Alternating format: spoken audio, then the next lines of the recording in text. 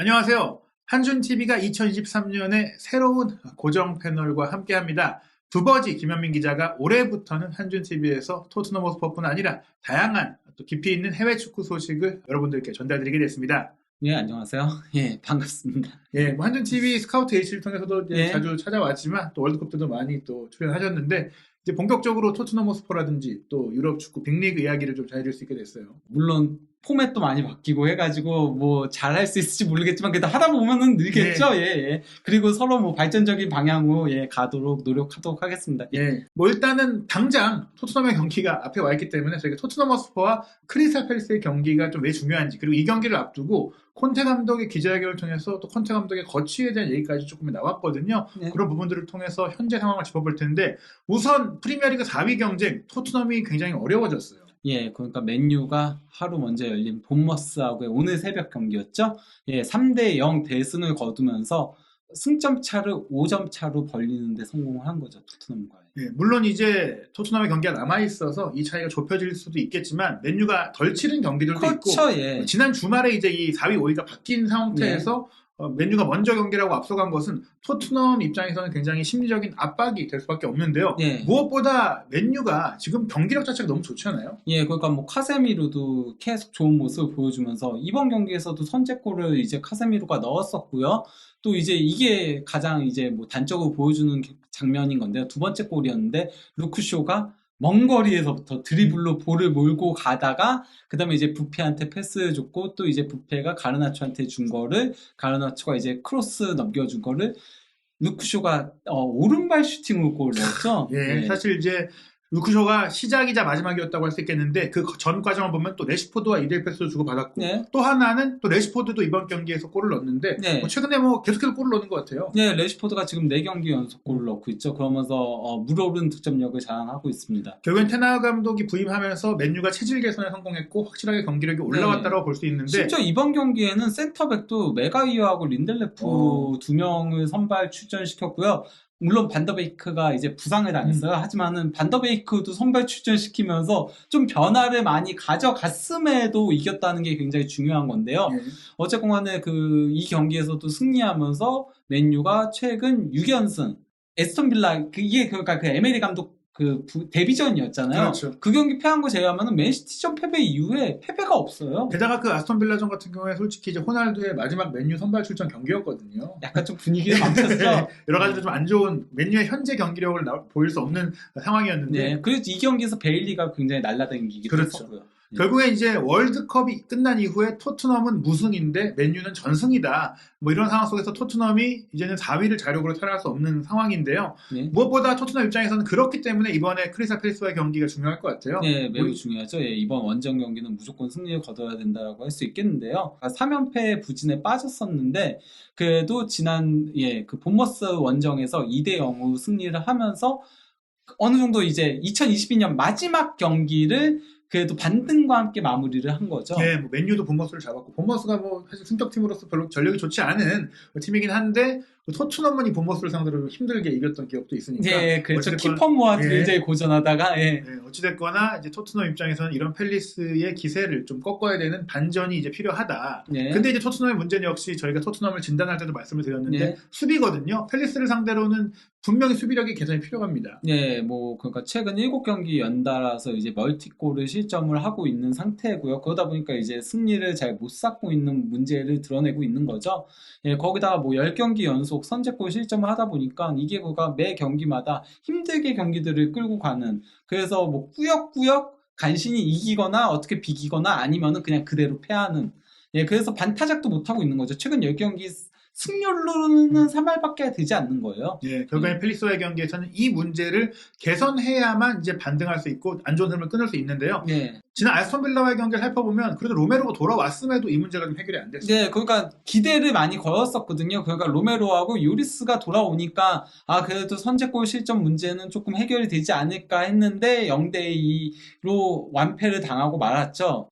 특히 이제 요리스가 또 실책을 범하면서 선제골 실점을 내줬고 그러면서 힘든 경기들을 가져가게 됐던 거였죠. 워낙 이제 중요한 시점이고 말씀드린 대로 맨유가 또 4위 자리를 좀 꿰차고 있다 보니까 요리스가 팀의 주장이기도 하지만 이런 부분에 있어서 정신적으로 좀 더 무장을 하고 이번 경기를 나왔으면 좋겠습니다. 그래도 그나마 조금 토트넘 입장에서 다행인 점이 있다면요. 팰리스가 득점력이 상당히 좋지 못하다는 거예요. 그러니까 현재 팰리스가 그 프리미어리그 순위는 11위인데요. 팀 득점은 17골로 15위. 그러니까 뭐 경기당 한 골밖에 넣지 못하고 있는 실정인 거고요. 거기다가 이제 특히나 자한테 이제 의존도가 굉장히 높거든요. 예. 그러니까 물론 뭐 경기 내용적인 부분에서는 뭐 에제도 굉장히 드리블 돌파를 잘하고 있고 또 아이유도 뭐 여러모로 좋은 모습들을 보여주고 있긴 하지만요. 그래도 결국 골에 있어서의 기여하는 거는 자아 의존도가 너무 커요. 그러니까 자아가 6골 2도움, 공격 포인트가 8개잖아요. 예. 17득점이니까 팀 득점의 거의 5할을 책임지고 있다라고 봐도 무방하거든요. 팀 득점도 적은데다 자아 의존도가 높은데 자아가 최근에 부진했던 게 지난 경기는 잘했어요. 그러니까 자아가 터지면은 팰리스가 이기는 거고 자아가 안 터지면은 3연패 이렇게 이어질 수도 있는 거거든요. 결국에 이제 팰리스의 화력이라든지 득점력이 그렇게 좋지 않기 때문에 토트넘이 갖고 있는 수비적인 문제들이 조금은 가려질 수도 있고 네. 덜 드러날 수 있으니 토트넘이 먼저 골을 넣고 지금까지 안 좋았던 선제 실점 흐름을 끊는다면 뭐 승리할 수 있는 가능성도 기대해 볼 수가 있다. 네. 근데 어쨌건 간에 현재 이게 결장 선수들 명단인 건데요. 뭐 그 팰리스 같은 경우는 그래도 미첼 제외하면은 대부분은 뭐 그냥 백업 선수들만 부상인 거니까 미첼의 공백만 조금 있다라고 할 수 있는 거고요. 그래도 뭐 이거 역시도 나다니엘 클라인 오른쪽 그리고 워드 왼쪽 이렇게 세워서 나오면은 뭐 이렇게 많이 나왔었기 때문에 큰 문제는 없다라고 생각합니다. 도리어 전력 누수는 이제 토트넘 쪽이 크죠. 예. 특히 이제 공격 쪽의 누수가 큰데요. 히샬리송하고 모우라하고 그리고 클루세스키가 바로 빌라전 앞두고 몸 풀다가 부상이 발생을 해가지고 그래서 결국 못 나왔고 힐이 나왔는데 힐이 아무것도 못했잖아요. 정말 계속 넘어지기만 했잖아요. 근데 이제 콘테 감독 같은 경우는 클루세스키에 대해서 아직까지도 좀 반반이다라고 얘기를 했어요. 출전 가능성이. 사실 뭐 월드컵 전에 한동안 빠졌었던 것만큼의 부상은 아닌 것 같지만 근데 그때도 사실 처음에는 심각한 부상이 아니라고 했다가 장기화 됐었잖아요. 그리고 이제 벤탄쿠르는 아스날하고의 북런던 더비 때나 복귀가 가능할 거라고 얘기를 하더라고요. 이번 경기까지도 못 나온다라고 얘기했어요. 뭐 비수마가 이제 경고 누적으로 퇴장인 거에 못 나오는 거는 뭐 저는 뭐 그렇게 공백은 아니라고 생각합니다. 그렇죠. 오히려 그 긍정적인 의미로 어쩔 수 없는 로테이션으로 뭐 사르에게 기회를 준다거나 스킵이 나와서 변화를 줄 수 있는 부분인데 다만 이제 클루셉스키의 출전 여부가 토트넘은 결국 굉장히 중요하다. 네, 그렇다고 할 수 있죠. 일단 그래도 후스코드닷컴 같은 경우는 그래도 클루세스키가 선발 출전할 거라고 예상을 했어요. 그러니까 콘테 감독은 선수의 결정에 맡기겠다라고 얘기를 했거든요. 아마 근데 그가 선수가 뛸 의지가 강할 거라고 그렇죠. 예상을 했나 봐요. 그래서 일단 뭐 송키쿨 이 공격 라인이 구성될 거라고 예상을 했고요. 그리고 이제 좌우 윙백에 페리시치하고 로얄로 예상을 했더라고요. 이게 왜 로얄로 예상한 건지 모르겠지만 근데 좀 지치긴 했으니까요. 지금 일정이 너무 빡빡하잖아요. 그러다 보니까 맨시티 같은 경우도 에버턴전에 무승부를 기록했을 때 맨시티가 가장 리즈전이 늦게 있었거든요. 그리고 바로 있었는데 선발 라인업을 균도한 한 명만 바꾸고 나머지는 그대로 나왔는데 그러다 보니까 후반전에 선수들이 지치는 모습들을 드러내더라고요. 그래서 아마 뭐 로테이션 차원에서 로얄이 나올 수는 있는 거고 나머지는 그냥 뭐 그나마 그리고 또 이제 다이어가 선발로 나오는 거 벤 데이비스 대신에 그렇게 예상한 거 제외하고는 뭐 나머지는 그냥 비수마 자리에 스킵이 나올 거라고 예상한 거, 그 정도의 변화가 있다라고 할 수 있겠죠. 어쨌거나 이 명단에서 가장 변수는 이제 몸 상태 이슈가 있는 클루셉스키다. 만약에 클루셉스키가 못 나올 경우에 제가 생각했을 때는 팰리스가 피지컬이 좀 좋다 보니까 힐을 또 쓰기보다는 오히려 페리시를 올리는 방안도 생각하지 않을까. 그리고 어쨌건 간에 세센용이 그동안 부상이었는데 이제는 부상에서 안전하게 돌아온 상태니까 저는 세센용 선발 출전도 조금 기대해 볼 수 있지 않을까 싶긴 합니다. 뭐 그렇게 될 경우에는 또 역시 손흥민 선수가 조금 이제 페리시와의 동선 문제를 해결할 수 있으니 아마 요 예상 명단과 실제 명단은 좀 다를 가능성이 있다. 이렇게 볼 것 같습니다. 근데 토트넘 같은 경우는 팰리스한테 상당히 강해요. 그러니까 역대 맞대결 전적도 28승 13호 10패로 압도를 하고 있는 데다가 최근 10경기 맞대결 전적도 6승 2무 2패로 크게 앞서고 있긴 하거든요.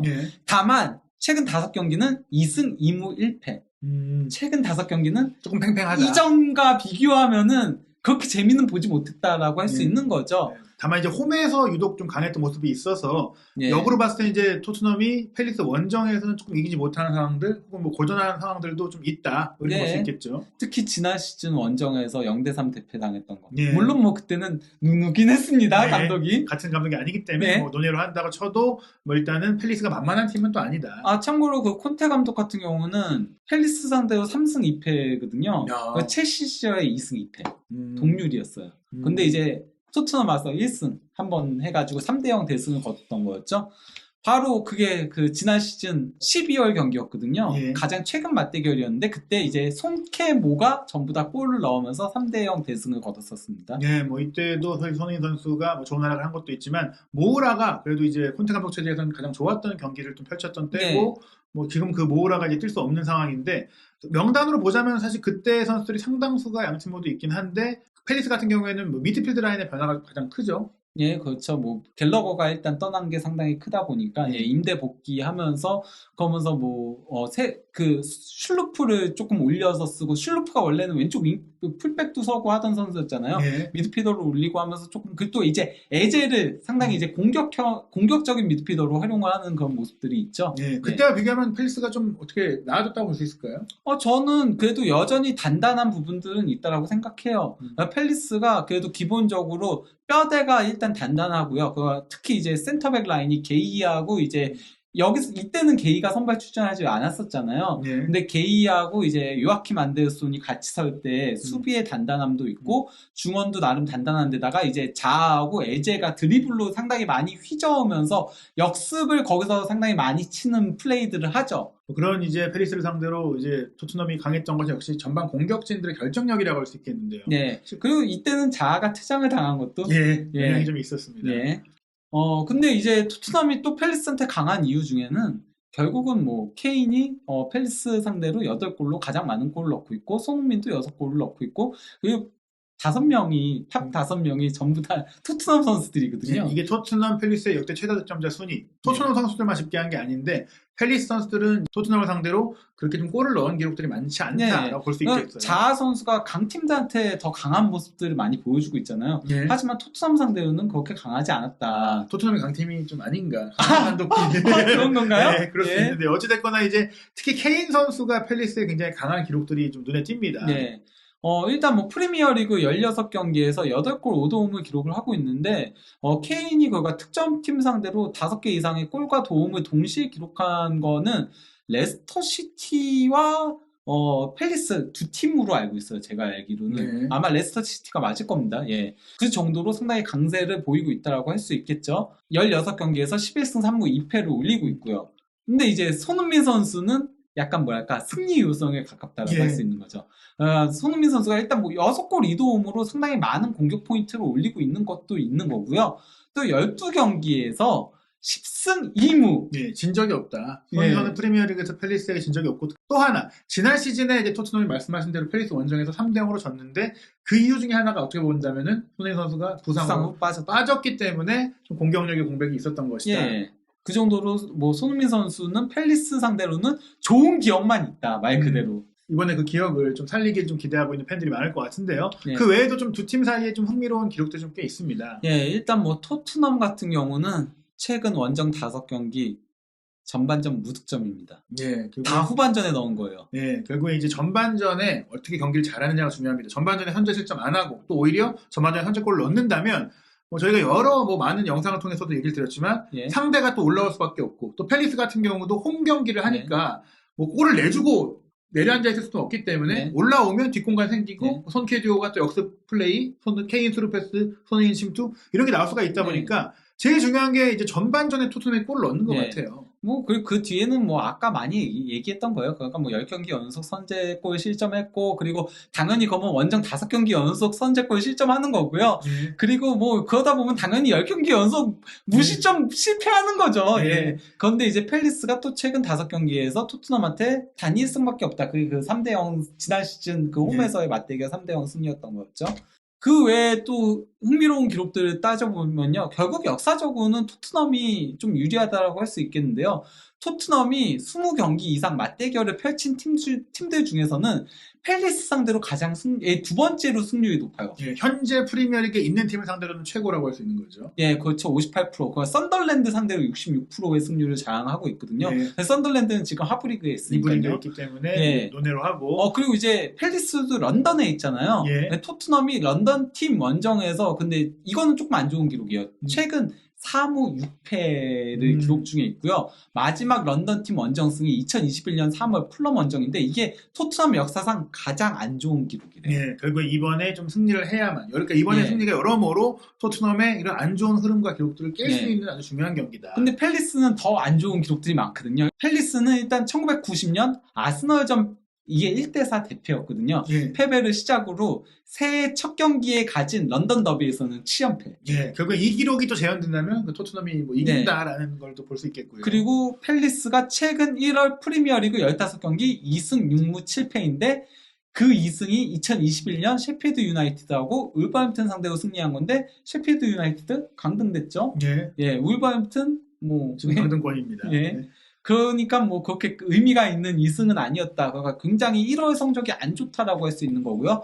또 팰리스가 최근 1월 프리미어리그 런던 더비에서 10경기 무승입니다. 3무 네. 7패. 그 토트넘도 최근에 런던 원정이 좋지 않지만 팰리스는 아예 1월 달에 치른 런던 더비 같은 경우 특히 이제 연초는 일정이 빡빡하고 힘든 시기이기 때문에 그럴 때 팰리스가 좀 약점을 많이 노출했다라고 볼 수 있겠습니다. 네. 하지만 이제 유럽의 주요 매체들의 전망은 좀 엇갈리고 있더라고요. 최근에 네. 토트넘이 워낙 좀 부진하다는 얘기를 듣다 보니까 후스코어드닷컴에서는 크리스탈 팰리스가 2대1로 이길 것이다 전망을 했어요. 네. 일단 뭐 팰리스가 첼러스트 홈에서 최근에 토트넘 상대로 패하지 않고 있다.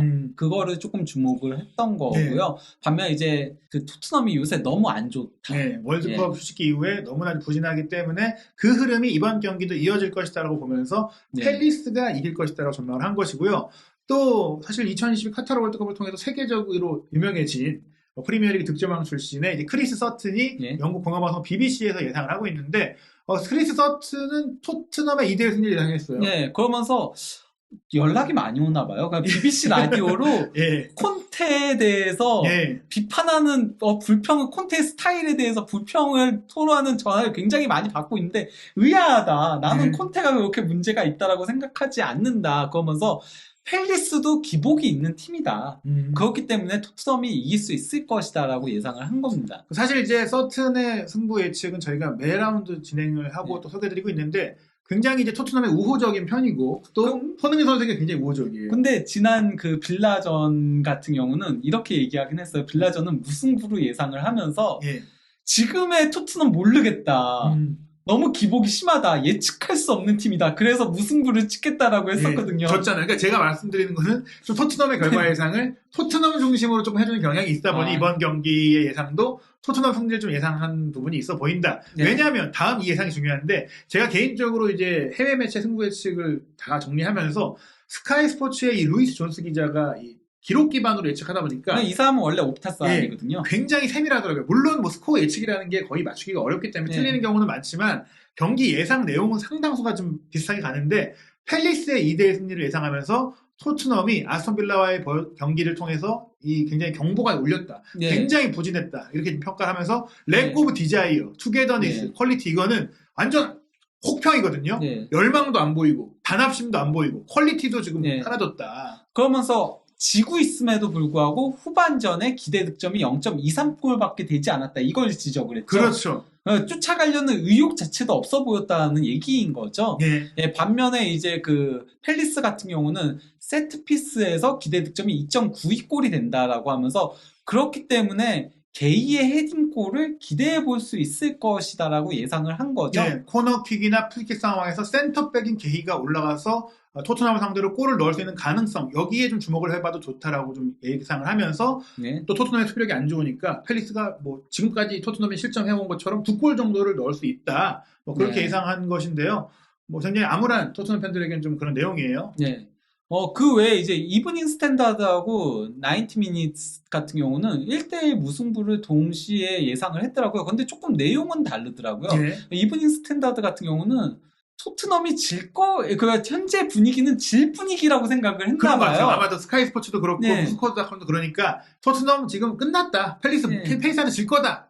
하지만은 토트넘이 팰리스 상대로는 항상 지난 시즌에도 네. 3대 대승을 거둔 기억이 있고 그리고 콘테의 팀은 빠르게 그 바운스백을 하는 능력이 있기 때문에 1대1 무승부가 될 것이다라고 예상을 한 거죠. 처음에 이 내용 봤을 때 무슨 얘기지 했는데 원래 보통은 토트넘이 우세한 팀으로 보니까 아니 바운스백 어빌리티 그 뒷심과 저력이 있는데 비긴다고? 아 그게 1대0으로 질 것 같은 경기를 비겨낼 수 있다. 약간 이렇게 본 것 같은데 나인티민이 또 1대1 무승부를 예상했지만 내용은 조금 달라요. 네, 그러니까 여기는 이제 토트넘이 기본적으로는 우위의 팀이라고 생각을 하면서 현재 그 토트넘의 문제점들을 지적을 한 거죠. 그래서 이제 뭐 아쉽겠지만 승점 1점 정도에 만족해라. 그건 뭐 팰리스도 만만한 팀이 아니고 거기다가 현재 뭐 토트넘도 부상 문제도 있고 그리고 최근에 안 좋은 흐름도 있기 때문에 여러모로 그렇다 뭐 이런 식의 얘기를 한 거죠. 그러다 보니까 이제 유럽의 베팅 업체의 평균 배당률을 보니까 홈팀이라고 하더라도 그래도 크리스탈 팰리스의 승리가 3.34배로 사실은 좀 이제 승리가 어렵다라는 전망이 나오고 있고 무승부가 3.42배, 토트넘 승리 2.22배니까 사실 요 정도면은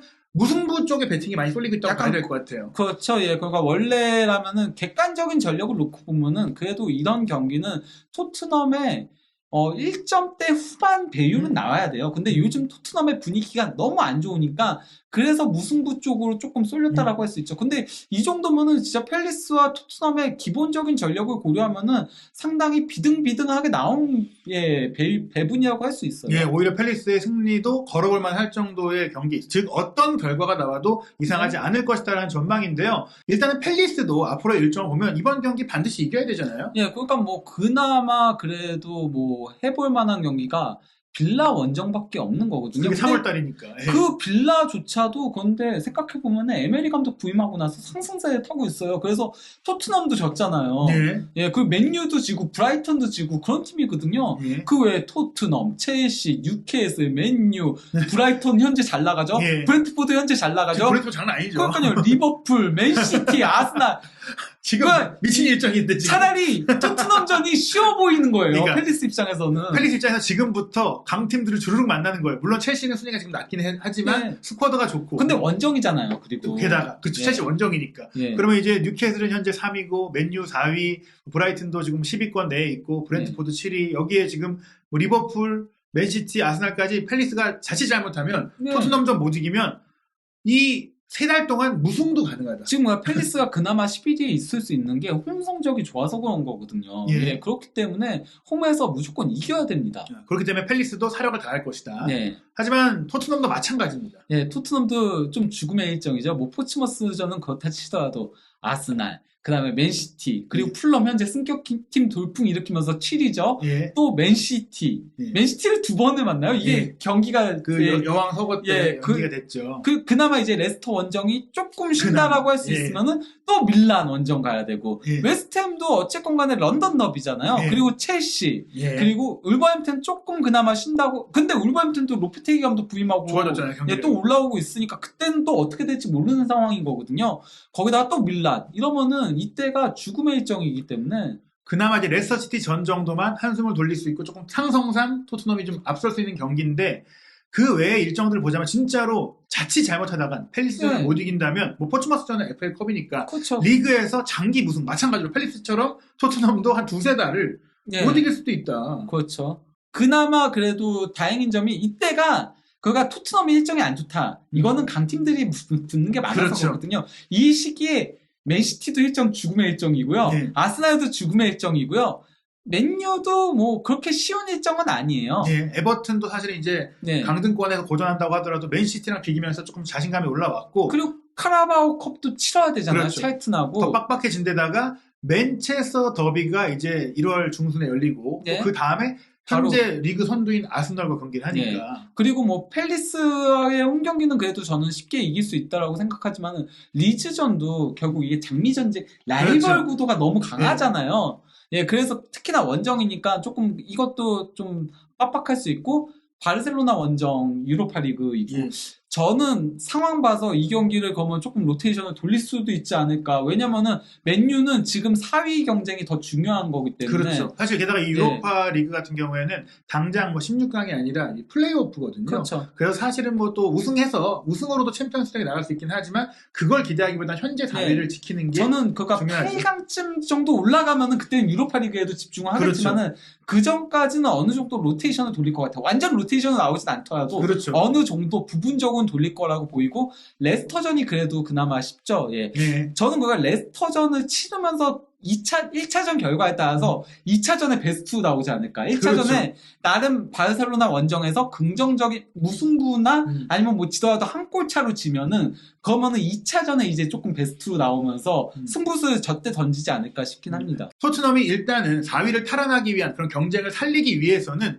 팰리스를 이겨놓고 맨유가 맨시티, 아스날과의 경기에 연패를 만약에 한다면 그러면 이제 맨유가 거의 6점을 잃게 되니까 그렇죠. 사실 토트넘 입장에서는 이제 어떻게 보면 여력이 생겨요. 그렇죠. 그러면 다시 올라갈 수 있긴 하죠. 물론 그때 일정이 토트넘도 힘들지만 토트넘도 맨시티, 아스날을 만나야 되긴 합니다. 하지만은 어쨌건 간에 그나마 그래도 조금 뒤집는다면은 그러면은 흐름을 가져갈 수 있는 거죠. 예, 순위가 또 요동치면 선수들의 심리적인 면에도 영향을 미치기 때문에 만약에 이게 맨시티전, 아스날전이 아니라 리즈, 레스터였다면 사실 맨유가 완전 달아날 수가 있었어요. 사실 그러니까 지난 시즌 같은 경우도 아스날이 더 유리한 위치였잖아요. 근데 북런던 더비에서 바로 맞대결해서 이기고 그래서 아스날이 흔들리면서 뉴캐슬전까지 져가지고 4위를 탈환하게 된 거였잖아요. 그렇죠. 그래서 토트넘 입장에서는 사실 팰리스 이기고 북런던 더비에서 승점을 가져온다면 그와 맞물려서 맨유가 연패를 해야만 4위가 될 수 있다. 그때 그러니까 솔직히 아스날이 토트넘한테 지더라도 4위를 할 수 있는 상황이었거든요. 근데 뉴캐슬전까지 져버려가지고 흐름 때문에 이런 흐름이 굉장히 중요하다는 거죠. 그러니까 토트넘 입장에서는 이 1월 달에 일단 확보할 수 있는 승점을 쌓아놓고 맨유가 미끄러지기를 기대해야 되는데 지금 일정상으로는 아마도 토트넘이 4위 경쟁을 할 수 있는 마지막 타이밍이 바로 1월 중순의 경기들이 아니겠느냐 이렇게 볼 수 있겠습니다. 그리고 이게 중요한 게 뭐냐면 콘테 감독이 일단 올해 6월 30일에 계약이 끝나요. 근데 여전히 사실은 월드컵 끝나고 나서 재계약을 한다 혹은 뭐 월드컵 기간 중에 재계약을 한다 이런 얘기들이 있었는데 안 했잖아요. 그런 가운데 크리스탈 팰리스와의 경기를 앞둔 기자회견에서 조금 이제 애매한 발언들이 나와갖고 영국 언론에서 좀 다양한 보도를 내놨어요. 그러니까 뭐 일단 계약 기간이 얼마 남지 않은 것도 있는데다가 플러스 요새 성적이 좋지 않으니까 아까 서튼도 그랬잖아요.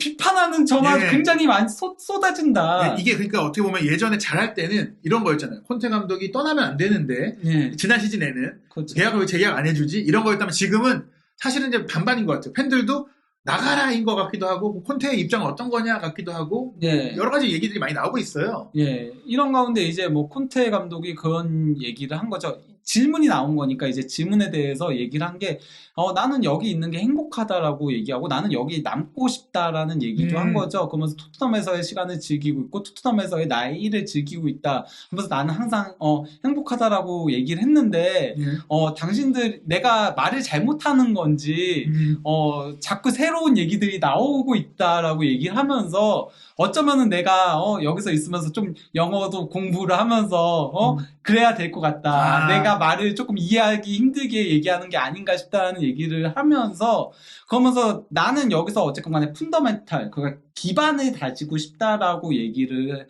했거든요. 기반을 다지는 게 나의 일이고 그러고 싶다라고 얘기를 했는데 만약에 근데 이게 제대로 되지 않는다면은 떠날 수도 있다.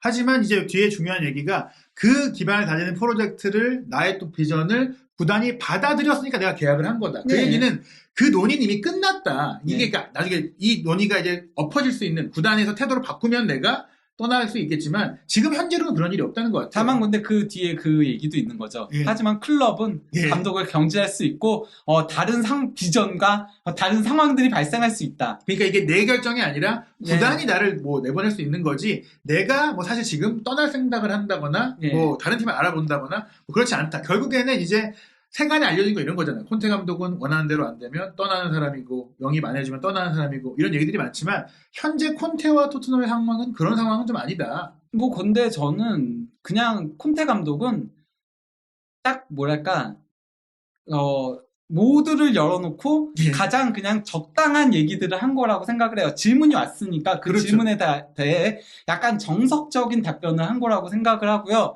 콘테 감독도 어쨌건 간에 아직까지 저는 재계약을 하지 않은 거는 팀 성적을 봐서 떠날 수도 있다라고 생각이 들긴 해요. 그렇죠. 저는 그 부분에 있어서도 토트넘의 입장도 네. 사실 계약을 해놓고 바꾸려면 위약금 문제도 있고 변화를 주기 그렇죠. 어려우니 아예 서로가 아마 합의된 게 아닐까. 네. 시즌 결과를 보고 그러면 네. 연장을 계약을 할지 또 조건 어떻게 할지 논의를 네. 해보자. 그 시즌의 결과라는 건 역시 구단의 재정에 큰 영향을 미치는 챔피언스리그 진출 여부 그렇죠. 아니냐. 그래서 1월 성적이 중요한 거죠. 어떤 의미에서 1월 성적이 콘테의 그 토트넘의 미래를 쥐고 있다라고 할 수 있겠죠. 그렇죠. 만약에 1월 달에 우리가 얘기한 정말 베스트 시나리오 팰리스 잡고 아스널 북런던 더비 반전하고 맨유가 주춤해서 다시 4위가 된다면 그 뒤에는 아마도 1월 이적 시장에서 좀 더 힘을 실어줄 수 있어요. 네. 챔피언스로 나갈 수도 있으니까 자금을 좀 써보자. 지원해서 4위 도전해보자. 그렇게 가고 좋은 성과가 나면 사실 콘테 감독은 아마도 추가적인 계약을 할 가능성이 굉장히 높습니다. 근데 그게 안 되고 와르르 무너졌다. 근데 그 무너지는 게 5위, 6위가 아니라 7, 8위, 10위까지도 떨어질 수가 있어요. 잘못하면. 지금 상위권 승점 차가 거의 안 나고 있으니까요. 그렇게 된다면 토트넘 입장에서는 1월 달에 콘테가 원하는 선수를 사줄 필요가 없습니다. 네. 왜냐하면 시즌 끝나고 이제 정비도 해야 되고 새로운 감독이 와서 원하는 선수가 있을 텐데 그렇다면 새 판을 짜야 되니까 아예 일시번 시즌을 조금 버리는 상황이 될 수 있다. 근데 그게 이제 어떤 게 중요하냐면 팰리스전, 아스날전 이 경기가 중요하다. 네, 그리고 콘테 감독도 영입을 안 해준다면은 굳이 남을 이유가 없어지게 되겠죠. 네. 콘테 감독은 인테르 시절에도 본인이 원하는 선수를 영입해주지 않는다고 하면서 떠났던 양반이기 때문에. 네. 결국에 지금 1월 이적 시장도 열렸고 또 1월에 본격적인 경기가 열리고 있는데 그 이적 시장까지도 아마 크리스탈 팰리스와 경기가 영향을 미칠 것 같아요. 이걸 이겨야지 4위 가능성이 그나마 살아나기 때문에 그렇죠. 토트넘의 입장에서 어떻게 보자면은 북런던 더비도 북런던 더비인데 이 크리스탈 팰리스전이 가장 중요한 경기일 수도 있다고. 이 경기를 승리하지 못하면요. 한 경기를 더 치른 상태에서 승점 5점에서 4점 차가 나게 되는 거예요. 이러면은 뒤집기가 굉장히 힘들어져요. 예, 결국엔 토트넘은 크리스탈 팰리스를 반드시 이겨야 하는 상황이고 그렇기 때문에 콘테 감독도 그 경기에 최고의 전술과 최고의 선수를 내세울 것 같은데요. 과연 이 경기가 어떻게 펼쳐질지 경기 지켜보고 경기 분석과 현지 반응 김현민 기자와 함께 이야기하는 시간으로 돌아오겠습니다.